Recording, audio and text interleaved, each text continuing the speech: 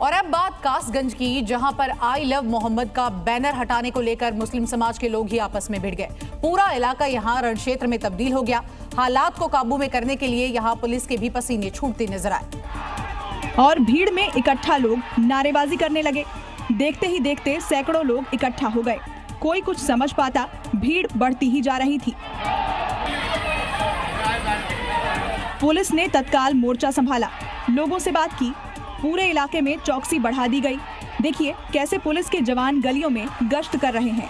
बताया जा रहा है कि आई लव मोहम्मद का बैनर लगाने को लेकर मुस्लिम समाज के लोग ही आमने सामने आ गए। एक बैनर को लगाने को लेकर विवाद हुआ था। उस बैनर को हटाने के लिए एक दूसरे मुस्लिम पक्ष ने जब प्रयास किया तो दो पक्षों में विवाद हुआ।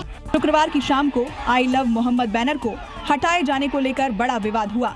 बैनर लगाने की अनुमति के बाद लोग शांत हुए, लेकिन मामला शांत होने के बाद पुलिस ने सबकी सहमति से बैनर को दोबारा हटवा दिया। विवाद के बाद इलाके को छावनी में तब्दील कर दिया गया है। संवेदनशील इलाकों में विशेष चौकसी बरती जा रही है। फिलहाल पूरे इलाके में शांति है। उत्तर प्रदेश में जारी पोस्टर वॉर में अब एक नया मोड़ आ गया है। I love Mohammad, I love Mahadev जैसे पोस्टरों को लेकर जारी विवाद के ही बीच अब लखनऊ में I love Yogi, I love bulldozer के पोस्टर लगे मिले। तो वहीं सीएम योगी ने भी बताया कि किन किन लोगों के लिए बुलडोजर हमेशा तैयार है। और लखनऊ में लगे इस पोस्टर को ध्यान से देखिए। इस पोस्टर में मुख्यमंत्री योगी आदित्यनाथ और बुलडोजर है।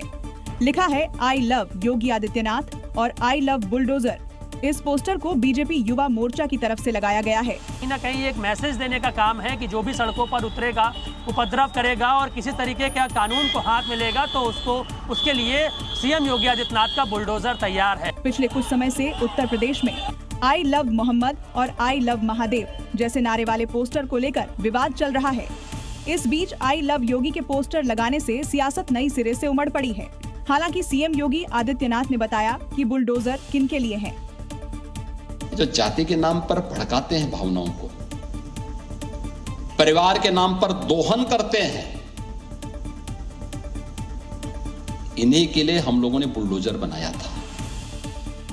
मतलब साफ है, उत्तर प्रदेश में जो लॉ एंड ऑर्डर के सामने आएगा उस पर बुलडोजर एक्शन होगा। बरेली छावनी में तब्दील हो चुकी है। पुलिस का यहां पर ऐसा पहरा है कि परिंदा भी पर नहीं मार पाएगा। और ये सिर्फ बरेली तक ही सीमित नहीं है, बल्कि पूरे उत्तर प्रदेश के अलग अलग जिलों में योगी फोर्स सड़क पर उतर आई है, जो कि बता रहा है कि दंगाई और उपद्रवी बच नहीं पाएंगे। इसलिए आगरा, लखनऊ, कासगंज, एटा, अमरोहा, लखीमपुर खीरी की सड़कों पर पुलिस फ्लैग मार्च करती हुई दिखाई दी। एटा में लॉ एंड ऑर्डर मेंटेन रखने के लिए जवान सड़कों पर मुस्तैद हैं, तो आसमान में उड़ता ड्रोन हर एक गतिविधि पर नजर रखे हुए हैं। ड्रोन कैमरों की मदद से संदिग्ध घरों की मॉनिटरिंग की जा रही है। पैदल मार्च के साथ संदिग्ध लोगों से पूछताछ की जा रही है। शरारती तत्वों के लिए ये सख्त है, पहले भी हमने सख्त कार्रवाई की है।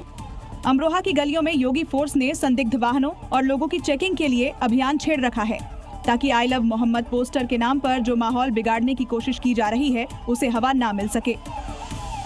बरेली में फैली हिंसा के बाद लखीमपुर खीरी में भी वैसे ही तस्वीर है।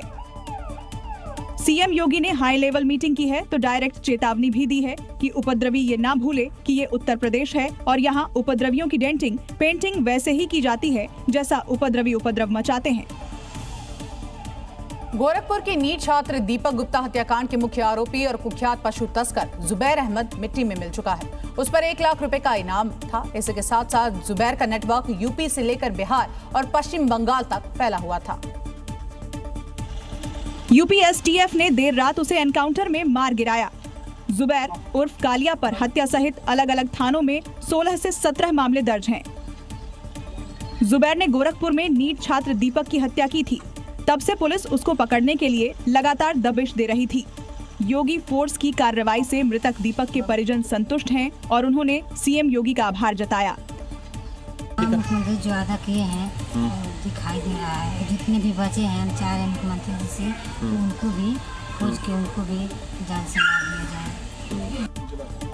शुक्रवार रात चेकिंग के दौरान रामपुर पुलिस और गोक्ष बदमाश जुबैर के बीच मुठभेड़ हुई। पुलिस की जवाबी कार्रवाई में जुबैर गोली लगने से घायल हो गया था और उसका साथी फरार हो गया। इसके बाद घायल बदमाश जुबैर उर्फ कालिया को पुलिस ने जिला अस्पताल में भर्ती कराया, जहां उसे मृत घोषित कर दिया गया। जुबैर से एक पिस्तौल, तमंचा और मोटरसाइकिल बरामद हुए हैं।